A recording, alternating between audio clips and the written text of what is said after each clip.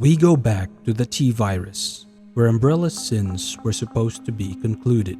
Or will they ever truly be? Resident Evil Requiem puts you in the shoes of two very different characters. The first is Grace Ashcroft, a brand new protagonist and the daughter of Alyssa Ashcroft, a name longtime fans will recognize from Resident Evil Outbreak. The second is the one and only Leon Kennedy, the coolest guy in the entire franchise and an icon of survival horror. The two perspectives couldn't feel more different from each other, and that contrast is honestly one of the game's biggest strengths. Playing as Grace is an absolutely terrifying experience. The tension never lets up. I found myself screaming at jump scares more times than I'd like to admit. Just walking through the environments, listening to the unsettling ambient sounds and the distant groaning of zombies somewhere nearby was enough to keep me on edge. And speaking of zombies, this game introduces some genuinely creative and disturbing zombie behaviors that I haven't seen in the series before. Some of them sing in this hollow, ghostly voice, like a psycho killer humming to herself in the dark. Others just scream. Some repeat actions from their former lives on loop, trapped in a kind of horrifying muscle memory. And then there are the ones that hate light and they will actively seek out and turn off any light source the moment they notice it. The variety in zombie behavior keeps every encounter feeling fresh and unpredictable, and every single type is deeply unsettling in its own way. When a zombie spots you and starts coming for you, especially on your first playthrough, the panic is real. You don't know the layouts yet.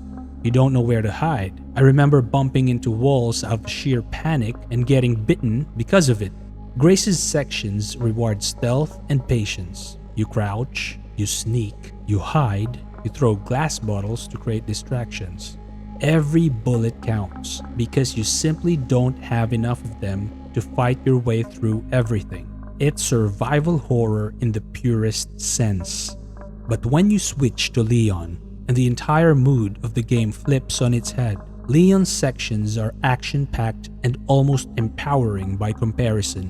Where Grace needs to avoid enemies, Leon is incentivized to engage them. Kills drop ammo, and later in the game, points you can spend on weapon upgrades and items. Leon also has a parry system that adds a whole extra layer of survivability and makes combat feel dynamic and satisfying. The blister heads, which absolutely terrified me the first time I ran into them as Grace, became targets I actively hunted as Leon. As Grace, my instinct was, leave me alone, go away. As Leon, it was, come and get me if you dare. The tonal shift between the two characters is jarring in the best possible way. The game is also built with replayability in mind. Beyond just experiencing the story again, replaying the game lets you earn CP points that you can spend on perks. Things like unlimited ammo or unlimited knife durability. The better the perk, the harder it is to unlock, so there's always something to work toward. I personally only finished the game once because frankly, I'm too scared to go back. But my kid completed it multiple times and was even able to unlock all the Steam achievements, so the game clearly has plenty to offer for those brave enough to return. The game also deserves credit for its setting. Returning to the ruins of Raccoon City 30 years after its destruction carries enormous emotional weight for longtime fans. The city that started it all is now a condemned wasteland, and walking through it feels deeply nostalgic.